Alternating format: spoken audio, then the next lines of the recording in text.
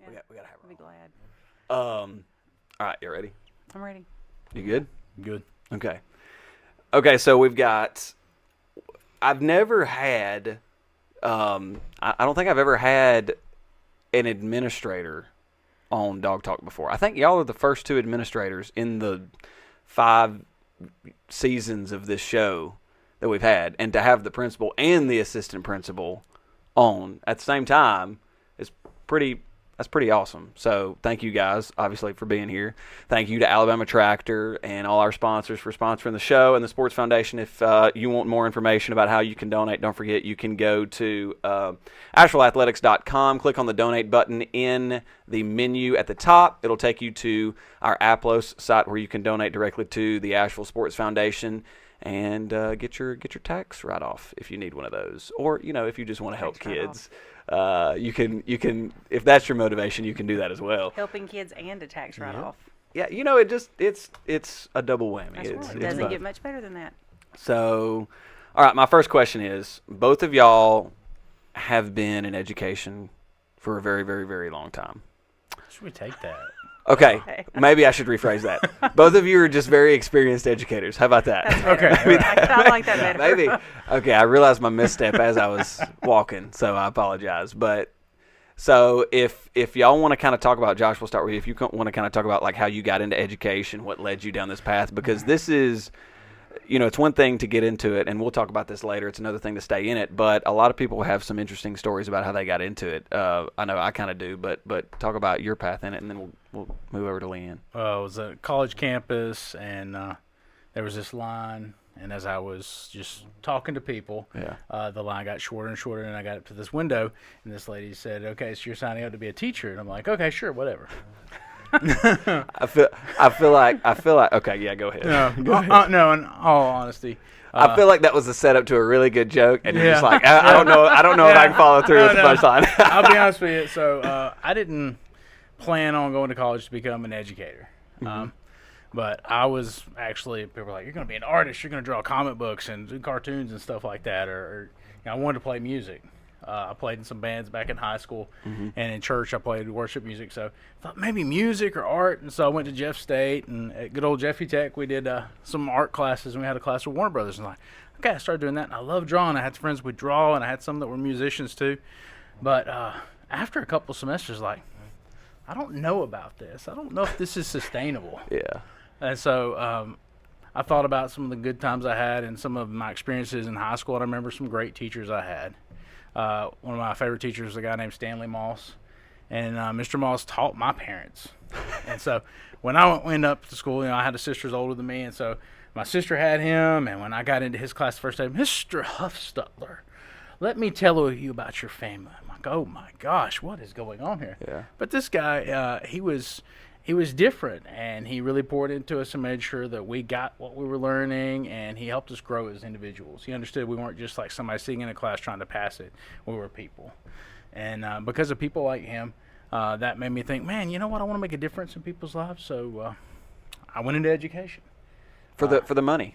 Yeah, absolutely. You went into it for the money, yeah. Yes. That's the moral of that story. Break. Yeah. I was like, you guys get summer break. Yeah. So inspired. You were inspired to kind of take up the call, because it is a calling. Yes, you were absolutely. kind of inspired. Yeah, if you have somebody tell you, "I went into education because I really want to, make a lot of money," that's not how it works. You want to make a difference, and you feel like you have a bigger role in life than just clocking in and out every day. Because that's one thing about education. People think, "Oh, it's just you go in, you're done before everybody else gets off work." There's a lot more to it than that, and it really requires dedication and sacrifice. Yeah. So, and I'm going to come back to that here in a second, but go ahead. What was your path? Well, when I went to Auburn, I did not major in education initially. I did pre-law, political science. What? I don't think I knew that. Yeah, so I You started were out as pre-law? I was political science because I wanted to be an attorney. Okay, what kind of attorney? This is going to tell us a lot about you. I don't know. Okay, But I just okay. like the political aspect of things. Yeah. I've been raised with that. But my mom, being an educator, my grandmother was an educator, so I was like, I'm not doing that. Although I taught my dolls my entire life. Yeah. Looking back, I probably did that for 3 quarters and then changed to education. but I had enough classes. I did my concentrations in social sciences because I like history. But my first grade teacher, Rudy Summers, Miss D, was amazing. And so looking back, I wanted my PE teacher, Miss Myers at Al Roberts, was amazing. So looking back, I liked the elementary aspect, and so that's, some people I know have told me I had a cut and paste degree because it was elementary, but hey, it's okay. So you got into elementary first before making the transition to secondary. Yes. So what was that transition like? Because my mom's an elementary school teacher, which y'all both know, but it's like people think teacher's a teacher, education's education, but it's like when we have conversations about what we do on a day-to-day basis, we're in two completely different worlds. So what was that transition like? Well, as Cade got older, Who's your firstborn? He's my firstborn. He's 21. So as he got older, I kind of moved up the ladder with him. So I was dealing with the same middle school attitude at home that when I went to, the middle school gifted role that I was, so I just moved up with him. Now he would tell you, he probably would say I hated it because I had him in gifted, and then when I moved to the career coach position, I had him again. But I think because I progressed up the ladder, it was easier than just jumping into high school. So it was sort of a gradual transition. Gradual. Now you're 5 years. I graduated from Auburn in December of '97, so '98. So this is my 25th year. So this is your 25th 26th overall, 25th in the state. So okay, and this is your first year as an first year as a principal, but not as an administrator. Correct. And this is year number what for you as an administrator? As an assistant principal? As an assistant principal, yeah. So both fairly new. This is something that's always intrigued me.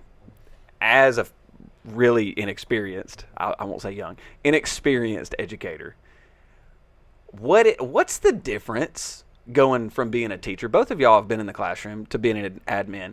To me, this is going to make me sound terrible. Y'all are my bosses, so ignore that for a moment.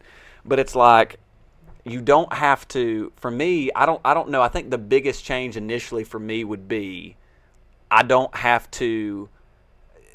Not that y'all don't have to adhere to the bell so much, but it's like, in my planning period, I've got to get all this done in 50 minutes, blah, blah, blah, blah, blah. So I'm not running around like a chicken with my head cut off during my planning period and doing XYZ before school and this, that, and the other. Does your mind still operate on that same frequency, or do you slowly kind of adjust off of that? I've always wondered. I don't know if you really get it. It can't start slowly. It's like you just become aware, and that comes with years of teaching. That experience in school, you get a bigger picture, and once you step into an admin role, it's like you're all about logistics, and your job description, whatever it is on a piece of paper, that's not what you're going to get. There's so many other things that you're going to be involved with. You never know what's going to happen. So if you like spontaneous, administration is the way to go. I set my phone so that my phone alarm goes off 1 minute before the bell rings, so that I have a minute to stop, do what I need to do, and get out into the hallways. I can't hear the bell in my office. He can hear the bell where he is. So that was one thing that I felt was really important, was that we were visible. Do y'all miss the classroom at all? I miss the classroom, yeah. Do you? Well, you can be honest. How much do you miss the classroom? A lot, or is it like, there are some things I really don't miss, but there, obviously there are a lot of things I do miss, or is it I miss all of it, or? They're really thinking. I guess dealing with discipline, like one thing people view is like just the disciplinarian sometimes, and it's like when you work at a classroom, you get to see all aspects working with a kid. You see the victories and the growth, and sometimes they can't see how you're doing this for them. So sometimes as you're an administrator, they don't always get that you're doing this for them. That's the reason why you come to work. It's lonely at the top. Yeah. It is. And there are some times where you may deal with a situation and not everybody knows what's going on, but you know that you're working through and you're following through so that things are what they need to be at the end of the day, and that the kids in the end, you're here for them. So it's funny you said it's lonely at the top. Like, okay, y'all are the leaders of the school, so do you find that when you've made that transition into those leadership roles, which, you can be a leader as a classroom teacher, but it's almost, and I'm not going to say it's an us versus them mentality, but as a teacher, you're sort of in the trenches with your fellow teacher on your hallway, right? And you build those bonds and relationships. Is it hard to get buy-in from teachers as a new administrator, both of you have been new administrators at one point. Was that something that y'all were concerned about? Was it something that you had a plan for? Was it something that you're like, holy crap, how do I get buy-in from my team? Because I'm quote unquote not the bad guy, but I can be this authority figure that can sometimes be the bad guy. How do I still demand or command respect without, being making my employees, my teachers uncomfortable? Like, was that a concern for you guys? Did y'all think about that when y'all got into administration? I've worked for some really good administrators, and I think, and then Ken Logan, of course, was principal here when I was in high school here, and he was a great administrator as a student. Like, he was a great administrator. So I think I like relationships. Like, I want to build those relationships. So I don't think you can even attempt to have buy-in until you have relationships with people. Yeah. Like, if I had come in here and I'd walked in and I'd said, like, drop the gavel, this is what we're going to do. You can't do that. You've got to, first of all, I've got to see it run for a year before I can really look at any changes that I think should be made. And Josh has been great because he's been here and he's knowledgeable, and I think things that I'm pretty weak on, he's really strong in. And so that's been very beneficial. So yeah, y'all as a team, y'all seem to work really well together. Like, is it because y'all are alike or because you're opposites? How do y'all perceive y'all's relationship as an admin team? Do you kind of see it as you're kind of dancing to the same beat, or it's like you're over there managing the food line at the dance and she's the DJ and you're both handling different parts of the room at the same time? Like, what's the dynamic there? At least in y'all's eyes. I'll let him answer that. I'm sorry. I just set you up for failure, man. No, man. Go ahead. Go ahead. I've been in situations like that where you feel like you're kind of out there on your own, and it's like, good luck with that. Yeah. But what I like, and I feel a lot of peace, is you're working as a team. So communication is part of it, because she can tell you, like, you come in the morning, you don't know. You have no clue what's going to happen. You've got a to-do list. And that's one thing when I first started. I was like, I got to have a to-do list. Stay focused. And you've got to get these things done. You'll find out very quickly. That's kind of like a wish list. You'll get to those things next week. But you've got other things that are going to take precedence over that. So one part is like communication. And I come from a background where the admin's got to be like a team, like a family. You work together, you communicate, because you're going to have to support each other. And sometimes when it gets really tough, if you don't have somebody that's got your back and that's going to encourage you and help make sure you do your due diligence, then you're lost. So I'll say that. And so we've had a lot of good conversations, and it's great when somebody lets you lead. When you're doing something that you know that you've got, they trust you and they let you go with that. And then you can always count on them, like, if I'm doing this wrong, what do you want me to do? Or you can go to them and you know that they've got their end. So it's all about teamwork. Big question for you, and I'm going to single you out. So you came over from the Springville community, our arch nemesis. Arch nemesis. The Springville community, and great people over there, great educators over there. I've got some friends that work in that part of the county and all that good stuff, but nonetheless, they are they're enemy number one around here. So, when you had to take off the purple and gold and don the Kelly green, the white and the orange, was that hard for you, or was it like, I hope nobody hates me because, I wore, how long were you at Springville? He was moving to the good side. Well, that's true. Yeah, he found the light. How long were you at Springville? I was at Springville for 14 years, so it was a big transition. And there was a lot of people like, what are you thinking? What are you doing? I'm like, this is a progression for me. And you guys, you can be happy for me or not happy for me, but I'm going to go make the best of it. And when I came here, there were a lot of things that reminded me of the early days in Springville. Still a little bit of a small town feel. No offense, Springville, but you're growing. And so, I got that small town feel and that sense of community, which I think there are great things in all places, but sometimes you have to look harder. But here at Asheville, that family sense was really quickly apparent. I also, just to be honest with you, I don't like purple and gold. So you had to wear it for 14 I'm a big guy, and, wearing purple was just one of those things, like, I look like a big, God, that's just, no, it doesn't look good. Charlie in the Chocolate Factory. Yeah. Think about So that. I would have Charlie in chocolate. So as a big guy, I'm like, purple's maybe not my color. So, but I love the green, and there's a lot of heritage here. So I've enjoyed it, but I do sometimes get my friends like, hey, you're over there at Asheville. I'm like, yeah, it's a great place. Why don't you come on down? Yeah. And it's definitely been a change of pace. And sometimes people will be like, you were at Springville? Oh, it's all right. We like you. Take it. Well, it's funny you say that because there are a couple of Springville people that have made the transition. And by Springville people, I mean Springville people that have gone, second and third generation Springville graduates, and they've kind of made the transition. And they say the same thing. I know you've heard it too. It's like, yeah, this Asheville now reminds me of Springville back when I was at Springville. And that's interesting because it speaks to how some places change, some places retain certain things that other places don't. Some places benefit in other ways, and Asheville, I do think has you talked about it earlier, has that community family feel, good and bad in every single way. So how have y'all handled that? And I want each of you to kind of talk about this because you have two very different perspectives. You have sort of I'm not going to say an outsider's perspective, but it's very different than her perspective because she graduated from here. Her family has been in and around the area. Her oldest, I taught her oldest. You're old. Well, gosh, thanks.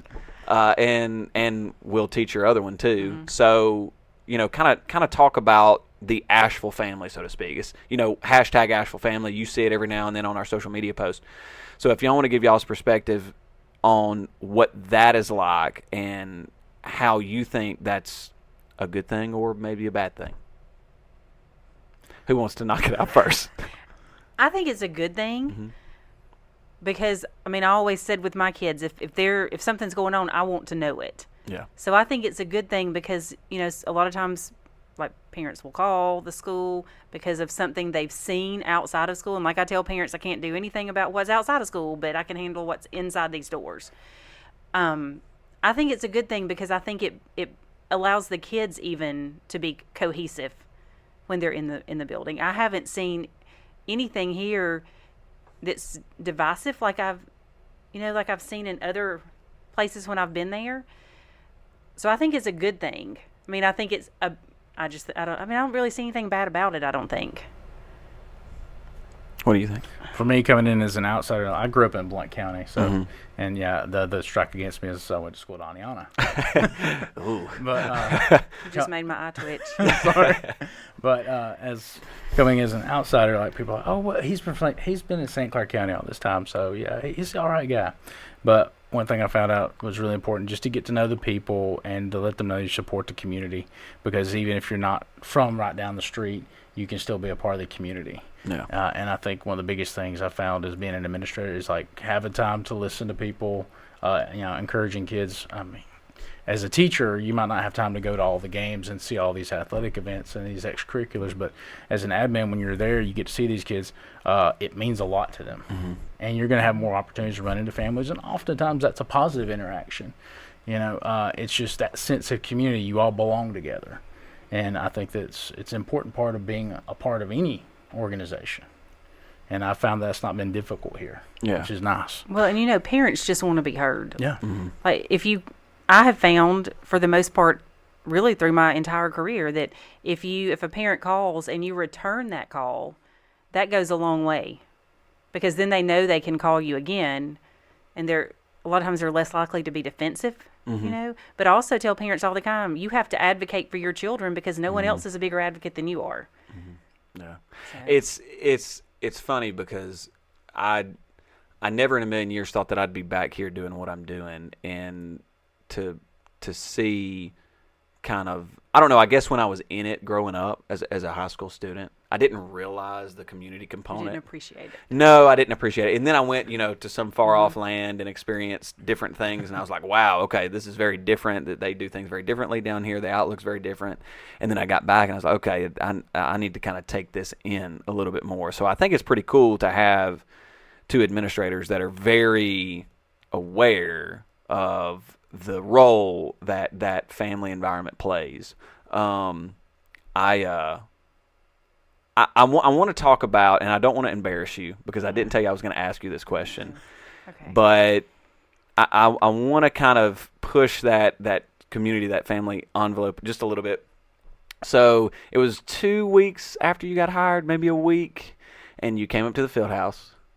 Do you know what I'm about to talk about? I have no idea. Okay, good, great. I'm You a came little up to the scared field now. house. You were going to address the kids at workouts. Right. Do you know what I'm Yes, talking about? I know what you're talking about. And you said, you kind of introduced yourself, and I can't remember if you said, I'm the new principal, or what you said. You got to a certain word in your introduction, and I was standing right next to you, and we were in the weight room in the field house in front of half or all of the those- boys, and you kind of choked up. And I'm not a crier. Yeah, no, you're not. It freaked me out. I'm going to be not a honest with you. crier. It freaked I'm me not. out. And I got a little emotional. I'm like, I holy don't crap, show this is emotion. because you did that. I'm like, oh wow, this is a big moment for her. Like I didn't realize it until that moment how Right. big this was for you.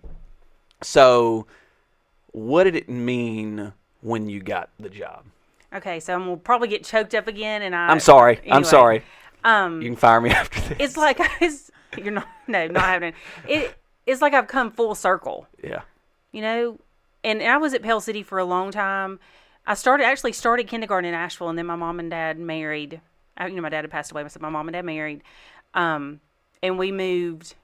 She was already teaching in Pell City. We lived on 33. So when she knew they were marrying in February, she moved me to Pell City in January of kindergarten. So I started kindergarten here, and then I came back my junior year, midway through my junior year, and was able to be here my senior year, and it was a fabulous experience. You know, it was good for me, and everyone just accepted me back like I'd never left. Mm-hmm.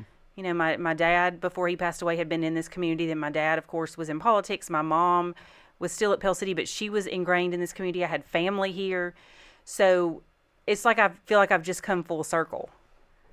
You know, but lots of days, not every day, but lots of days when I sit down in that chair behind that desk and I think about Ken Logan, I'm like, please don't let me embarrass my mother. Don't let me do something stupid that would make Ken Logan think you do not deserve to sit in that chair. Yeah. You know, Yeah. so I feel like I've come full circle. And it's just anyway. It's a cool feeling. Yeah. Yeah. To know that we've got somebody that's kind of leading the charge and kind of understands that history and understands all that. That's I don't know. It's reassuring. As somebody that's from here, it's reassuring. And I don't know. It kind of makes me excited for the future because I know this guy's really good at his job, and I know as like an employee and as a teacher, he's got our backs. Right. I try. I do my best to have yours too. I'm going to be honest with you. I know day in and day out what I got to do. I try. Some days it's harder than others, but I try. But the future, I don't know if y'all have had time to talk about it. What does the future for Ashville High School look like? For you two, but also like you as an admin team, but also the school and the community. What do you think? Where do you want to see us? Where are we heading? I mean, I think we're already seeing signs of growth. We're not busting at the seams yet, but except for the lunchroom. We're seeing some growth. Hold on. Let me just acknowledge real quick. How assistant principal of you to drop a lunchroom comment. Not and let me clarify. He's not throwing shade at anybody or any entity. It's just that the logistics of lunch and the lunchroom are always a thorn in the side of every assistant principal I've ever worked with or for or near at the two schools that I have worked at here and at Auburn High School. It's like that the lunchroom is just your mortal enemy as an assistant principal. So I just had to acknowledge. I think it's funny. It's just not structured. And lack of structure oftentimes leads to problems. Yeah. So I'm sorry. I didn't mean to interrupt, but I thought it was funny you mentioned that. There's growth, and I think that the biggest thing is when you work at a place, you get invested, and it becomes your home to a degree. You want to see things better than when you got there, and you don't know how long you're going to be here. You know how long you got to live, but you want to make sure that when you leave something, it's better off, and people will know that that's what they want to do too when they get to it. So maybe the next assistant principal, the next principal down the road, you'll find people that are going to want to do even better than you did and pour into it. But I see there's a lot of great things, and there's room for improvement. but there's definitely a movement in the right directions. And I think as staff, I want the kids to be, challenged. I want them to come to school, and I want them to realize they can achieve anything they want to. And we have a staff that's going to push them in that direction to challenge themselves. That's as crucial to me. But to me, this has just been a really defining moment working here. And I look forward to it every day. Some days may be more challenging than others, but I'm like, I'm happy. Mm-hmm. Good. That's awesome. I want to see the community in the school. I want to see on Friday nights the stands packed out. I want to see baseball games, same thing. I want the community to come into all of our school functions and be a part of that. Academically, I want to push our kids for them to do everything that they're capable of doing. I want them, if they've been in a cycle of poverty, to know they can break that cycle, that they can do that. They can step outside their comfort zone and they can break that cycle. So it's funny you mentioned that. So I've got the U.S. News and World Report high school rankings for the Birmingham area for the state of Alabama. Okay, y'all are like, I don't know if y'all want me to talk about this or if you, but I'm just gonna throw this out there. So it was released let's see, August 29th. August 29th is when they re-released the rankings, and we saw the shift. So in the Birmingham area, out of 67 schools, Asheville ranked 13th, which is the number one ranking of any school in St. Clair County. How does that make y'all feel? We beat out, I'm not going to specify schools. We beat out every other school in the county, though. So how does that make y'all as an admin team feel when it comes to rankings and you're talking about the community aspect, but also the academic component? If you're not number one, there's always room for improvement. Mm-hmm. Obviously, that even though 13 is not a lucky number, but that still feels pretty good, Yeah. But I always want to take what we have and be able to go a step further and a step further. So maybe we're 13th, but maybe we can improve on our graduation rate. Maybe our ACT scores improve. Maybe our AP pass rate, those qualifying scores just go through the roof this year. But I didn't realize we had 35% of our student body taking AP courses. That's we have that's for pretty a insane. School this size, we have a large number. That's pretty intense. That's a lot of intense academic rigor. Yes. And then you look at the statistics of how many we have enrolled and our graduation rate, and it kind of makes you proud that you go to a school like that where you're doing so much. And it's not even you're doing so much for the kids. The kids are doing so much on their own. Right. Which brings everybody else up, not only in the classroom, but on the field, on the court, on the mat, wherever, at a Scholars Bowl meet, in the gym at archery meets, on the lake, at fishing tournaments. I spent a class period with Miss Smith today. Now, I like English and history, so it's never a struggle for me to sit through an English or history class. But those ninth graders, they were pretty impressive in there in that honors English 9 class. It's, I'll say this, the best part of my job is acting like I don't like any of the kids, but then building those relationships and talking to them one-on-one and realizing, wow, this kid, I talked to one of my ninth graders the other day, and we were doing our career skills interest inventory on KUDER, however you want to say that. And depends on which community you're from, how you say that. Because I'm not going to say it on air. But anyway, so one of his career interest occupations that it said, actually it was his degrees. He was looking at his degrees based off of his assessment that it recommended, and it was a nuclear engineer, a specific type of nuclear engineer. And he's a ninth grader. And I said, hey, you need to look up molten salt reactors and you need to look at that.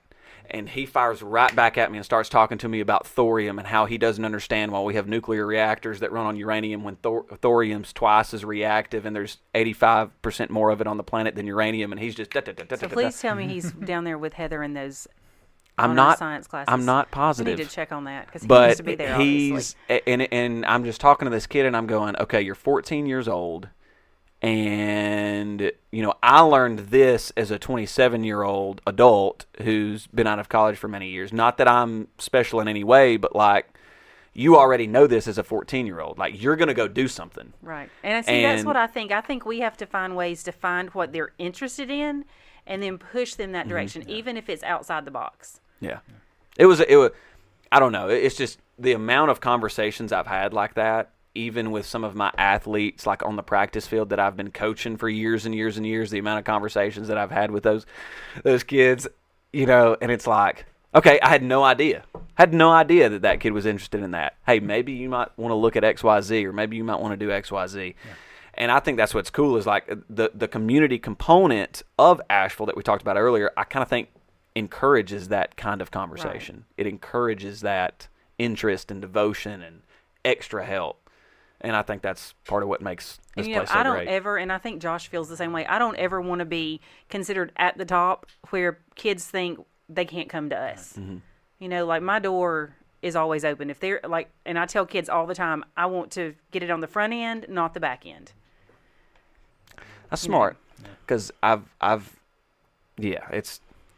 had my fair share of experiences where you get into a situation and you go, man, if somebody had just told me, or if I just talked, it would have been a completely different situation. But guys, thank you for tuning in. I think that's pretty much all the time we got. I just want to thank real quick our sponsors, Alabama Tractor, for sponsoring the podcast, as well as all of our other sponsors for the Asheville Sports Foundation. If you're a green or orange sponsor, thank you very much. Mika Sita as well is another big sponsor, so shout out to Angel. We really do appreciate all the help he's given us, all our green and white sponsors as well.